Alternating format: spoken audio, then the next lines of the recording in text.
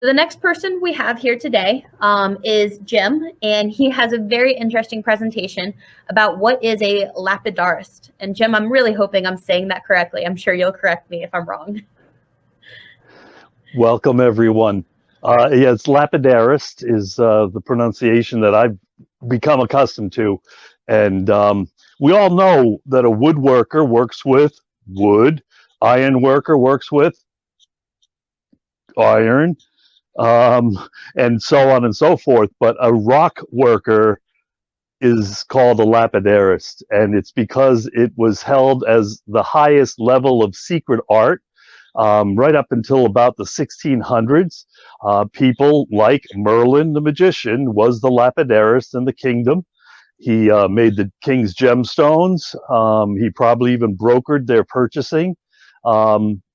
And he would know the metaphysical aspects of the stones. He would know how to polish them, which is totally different, I'm sure, back in the 1600s.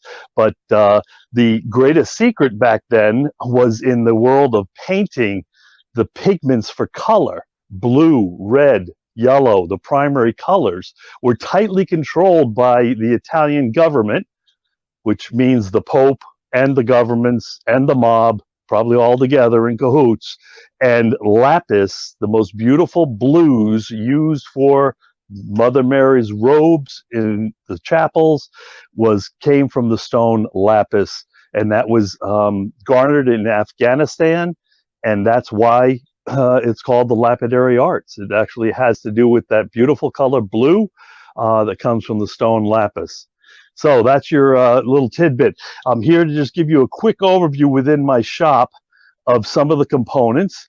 And I'd like to also just shout out that by doing this, I'm looking for somebody in the audience today, or somebody that you know that would like to become the champion to bring a lapidary studio to Lowell Makes. So I can guide, I can teach, I just can't be the one doing it because I got too many things on my plate. So here we go. I'm going to flip the camera and show you some of a real quick overview of the equipment. Then we're going to go look at gemstones, because that doesn't capture your attention. Nothing else will. Okay, flip. Sorry, I'm not flipping. Okay, I had things labeled for you. This is called a slab saw, but I forgot about having the top up. This is the primary workhorse in the lapidary studio, and this is cutting your rocks that fit within this shape. So you're not cutting on this saw anything larger than that would fit in that mouth of that vise, and it's an automated system. So it takes stones like this, whether it be beautiful rose quartz. This is from the Northern Peninsula. This is actually native copper, very heavy stone. All of these have been cut in this saw, and I'm just showing you. But the primary thing we're looking to do or make is called slabs, about 3/16 thick. And these are what makes beautiful pendants. So here's just a whole bunch of slabs that have been slabbed by this slab saw. And again, after you have slabbed something, you would then try and figure out from the patterns and designs, what do you want to make as pendants? This was a class project, and so some of my students created these patterns or designs for that particular parts of this stone. This is my favorite piece of equipment. This is called a trim saw, and it has a very, very narrow blade. I should have showed you the blade on the other saw, but it leaves most of your stone intact because of that very, very fine blade. My favorite piece of equipment to use, and there's a whole bunch here. I'm going to do an hour-long session tomorrow on the web at Northeast Gemstones from noon to 1, and I'll go over a lot more of this. This would be an incredibly fun tool to have at Lowell Makes. It's a small standalone saw. The saw itself is cheaper probably than the blades, but it cuts in 360 degrees. It's good for glass and shells, soft material, not quartz. This is all material that's sorted and is ready to hit the trim saw. This kind of fits not sequentially. This is a carving station. Once you have the bits, there's just all different sizes and shapes, and then you can put it into either a Fortum, something like this, which is a foot-controlled device, much like a dental drill. And here's the actual item. Fortum or Dremel are used in rock carving. So after the trim saw is done, you end up with things that I call blanks. These are all, as you can see, pendants. Now watch the color change if you can see it. Water represents what it will look like after polishing. So these here are not meant to be pendants. They're just meant to be handheld pieces. And you can do pretty much anything with this, but these came right out of the trim saw. And oops, I just ruined my label. They're just temporary, but this is a shaping arbor, and it has hard wheels, much like a grinding stone. After you're done there, it would go to soft wheels like we have here. We have 4 of them in a row. This is shaping soft. This is the beginning of polishing, and this wheel right here does phases 3, 2, 3, 4, because you just keep changing the grits. And most people are familiar with, like, this would be 200, I'd say 300 grit, 600 grit, 1200 grit, 3000 grit. That's familiar in woodworking. In lapidary, you go from 3,000 to 14,000, 50,000, 100,000, and 200,000. Here's some other stations. This is a flat lap that's just in a horizontal configuration, and it's on its own stand. Tables can be used for a lot of these. This is a 45-degree flat lap. This is a drilling station, and these are tumblers. That's also part of doing the lapidary arts. This is a large flat lap, so it enables us to take very large slabs, way bigger than my hand, and then that can polish them up by being a vibrating flat lap. So let me flip us back. Oh, sorry. Yeah, we have protection equipment. I was supposed to tell you. Vinyl aprons, headsets. The hardest thing to get right now, if you wanted to get into school, is the respirator, a good one. You can wear just a regular mask. Eyewear protection, hand protection if you're doing something. So anyway, I do teach students here. It's $125 a day to rent out the studio, which includes $25 for consumables, and it's $350 for a 4-day class. So you get 3 classes here in the studio with me. The 4th day you're on your own, because you should be proficient by then. So just taking us out of the studio, which is in my basement.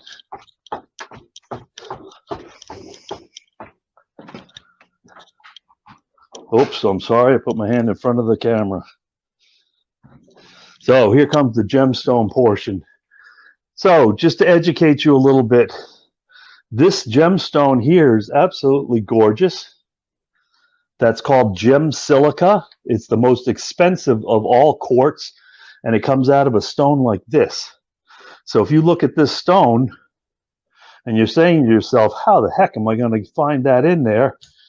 Well, we put it on a slab saw, you slab it up, and then you find the veins and you find out what direction they're going. So part of the art of lapidary arts is the artistic way to cut your rocks to get the result that you're looking for, which is, in this case, the most of the blue vein that you can.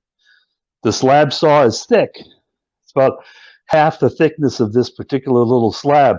So when you're using that saw, you could actually cut the vein out and watch a bunch of it disappear. This particular rock is called Needles Blue, and there's the vein on the backside. I just didn't show it to you the first time. So you do get a good indication as to where you want to cut, but you have no idea of the direction that that vein is headed. So we're going to clear these away. Needles Blue comes from Needles, California. It's one location in the entire world that you can get this beautiful material called Gem Silica. So this here is another pendant that I made from it, and it's got the New England Museum Guild seal of approval, which means that it meets the juror approval.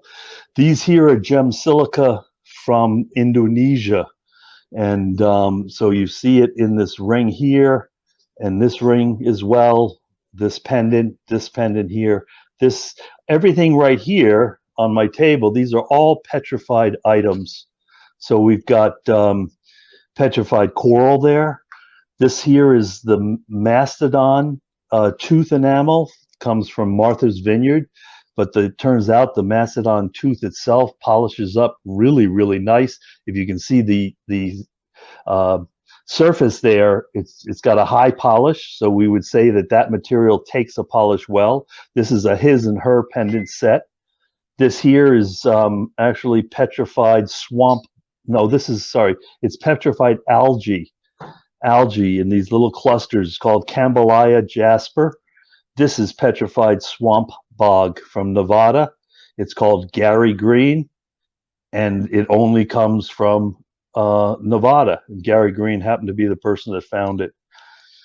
Over here, the last little display I have is also some gem silica and some of the rough that I purchased that you then need to cut up and try and find that vein to get a pendant like that. Sticking with the green for a second, here's the rough of something that most people are familiar with. This is malachite.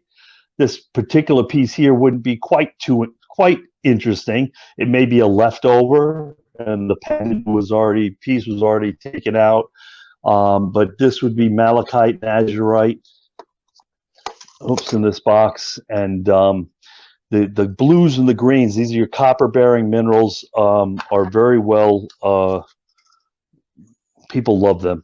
So this one here is pure azurite. That was one of the most expensive blanks. Now I bought this as a blank and I shaped this pendant, but it was $80 just for the blank alone.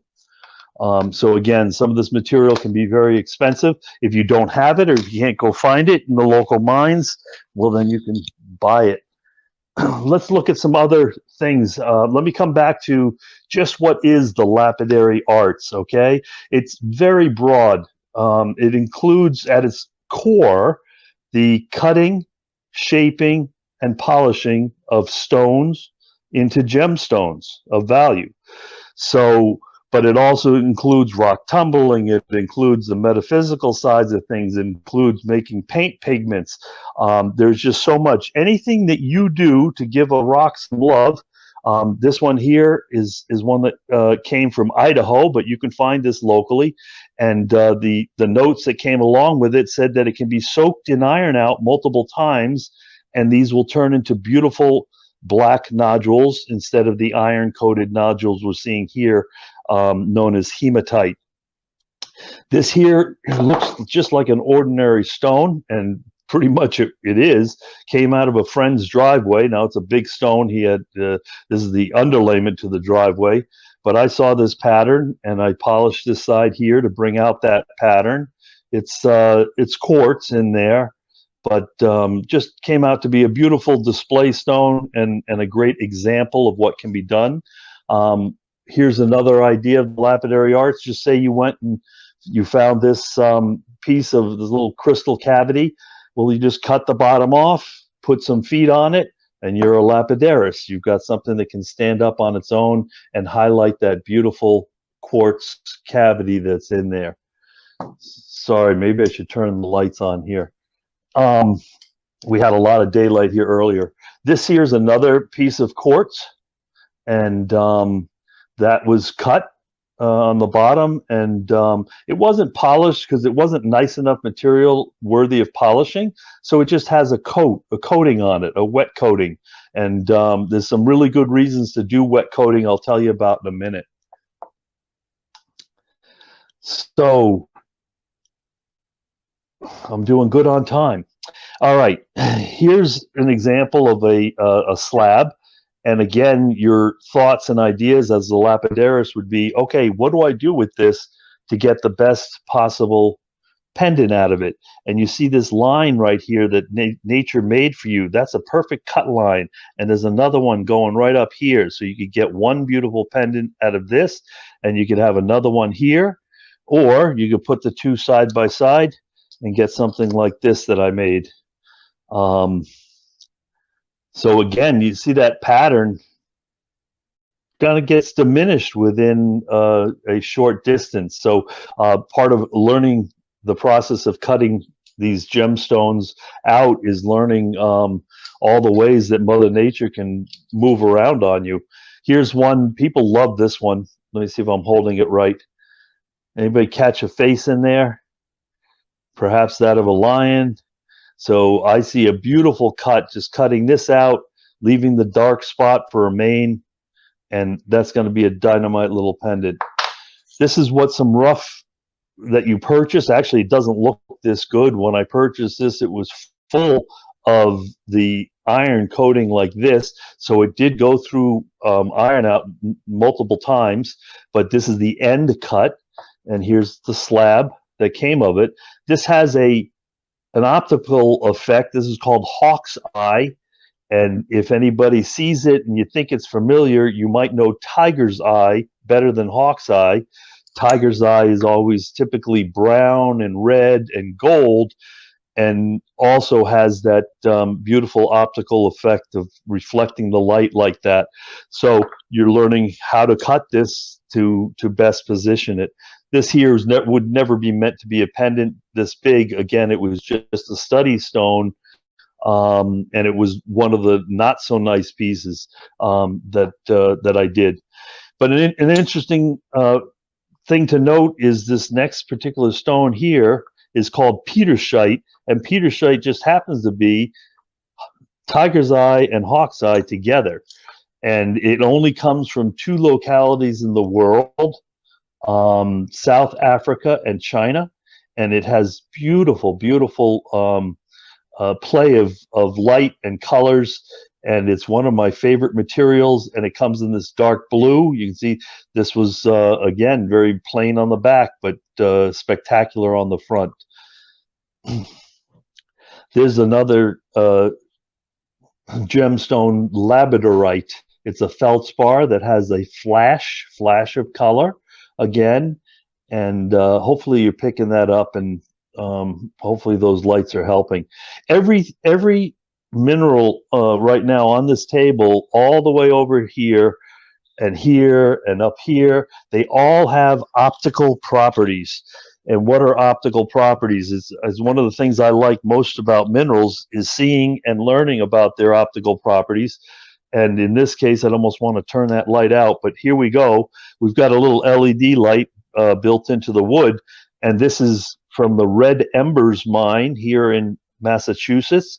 The Red Embers mine produces these incredible garnets, and their color and beauty is released when they go through the sand blasting process. And right now, a lot of rocks can be bought at very good values. I just invested in some of these during this COVID situation. So if you have money and you'd like to invest in some of these, they're being sold at great prices right now. Here's hey, an Jim, optical I just effect. want to cut in and let you know you got the 10 minutes left. Perfect, thank you. So this one's called Tube Agate. This was cut to highlight the beautiful effect of that quartz cavity. This here is not even a mineral. This is early American glass from the Stoddard Glass Works in Stoddard, New Hampshire. And these were wrapped by master wire wrapper Jim Fowler. If you don't know how to make jewelry yourself, you can hire others to do it. This is a Herkimer diamond, which has beautiful clarity to it. We've got things like this, which is amethyst and citrine. It's ametrine. It's the two together and makes for beautiful pendants. So just to show you a few more here, this is a very common rock, but it came out absolutely spectacular as a pendant. This one we call lemon chiffon. I don't know if you can quite see that, but it's lemon and has the white in it. This is right off of a discard pile, and that's serpentine. And when we did this, it's a teaching rock. We left one side natural. That's what it would have looked like as a rock. We polished this side and we sliced it and polished it. But that beautiful green in there is the mineral serpentine. This is called fire agate. Absolutely beautiful, beautiful material. This is our state gemstone. It has some beautiful translucent, not translucency, but just the colors that come out of it. This is rhodonite, and you can go collect this stone. And when you do, I think that's probably good enough for the lights. When you collect it, it's always black on the outside, which we left right here. And you actually have to chip it in the field, and you're looking for that beautiful red inside. Oh, this one was spectacular. Beautiful pink. Everybody loves pink. This is what fire agate looks like naturally, and people carve this. This is a stone that you carve, and you make beautiful pieces like this, which, if you can see the play of colors there, again, it may not be the best. We do a lot of work with mica. This is a mica pendant, mica earrings. This is a mica set to be made. This is a great one to explain for our audience today, and that is, if you want to cut this, it's round, and so it doesn't fit into that vise very easy. So now you need to bring in your woodworking, and this is just a mock-up, but you would make a little tray out of wood that would fit in the vise, right? The wood's going to fit in the vise, and then you get to put on your chemist hat. And if you want to save all those little gem silica things that come in packages, you can mix this with some common ingredients that you can buy at the hardware store or the market basket and make something called water glass. And then the water glass will harden around this stone. You can slice it, and then you put it in water, and it dissolves. So that's pretty cool. You never know what you're going to find inside of these stones. This is one here that I actually cut up, and when I cut this one up, it had this beautiful circular pattern in it. Now, that's something I wanted to mention, so I have two pieces here. One that I polished, but what happens when you polish that delicate pattern, it blends it all in. So I ended up just doing that coating again, because only by doing the coating will I maintain that sharp look. Last thing I love is about Optical Properties. I'm going to turn my lights out here again, and this is a long wave UV light. This is a little ruby. I think you can see that. This is a bigger one. Here's a ruby ring. They just go wild. And this is another material called Franklinite from Franklin, New Jersey. This is petroleum included quartz. And this one's orange, that's sodalite, but normally it's blue. So this is another optical effect, and that's called ultraviolet. Yeah, I gave you a good overview. I know my time's going to be coming up here. There's a lot more I could say. So I'm looking for some students that wish to come and be part of my lapidary studio and teaching, and then help create a lapidary space in the new space. What I do is I own a museum called the Mica Mine Schoolhouse, and I make storyboards, which this is dinosaur bone. It's one of the most expensive rocks. I bought it nearly $500, but it shows the slicing it into slabs, and then the process of cutting it into shapes and polishing it into a gemstone. So we've made about 40 of these boards, and this is something that we could do as a future show and tell. This is a product called K2 Azurite. Comes from the base of Mount K2 in Pakistan, but there's fakes on the market. So we show you how to identify fakes versus reals. Oops, I'm sorry, I wasn't supposed to turn the camera on you. There I am. So wrapping it up here from Pecora's studio in Westford, Massachusetts, not far away from Lowell. And again, we're looking for some people that like what you're seeing here and want to bring the ability to make gemstones to Lowell Makes. So you can look us up more online. You've got a social media tag there, and our store, the museum store, the Michael Myers Schoolhouse Museum store, is crystalrockarts.etsy.com, and you can buy all sorts of materials that are made into beautiful pendants, earrings, and the like, and it goes to help support our mission of educating people about minerals. How are we doing on time? Oops, sorry, I keep doing that. How are we doing on time? Actually, Jim, I think that's the end of your time. I'm going to roll a quick video, and then I'm going to bring our president back on. But thank you very much for your presentation.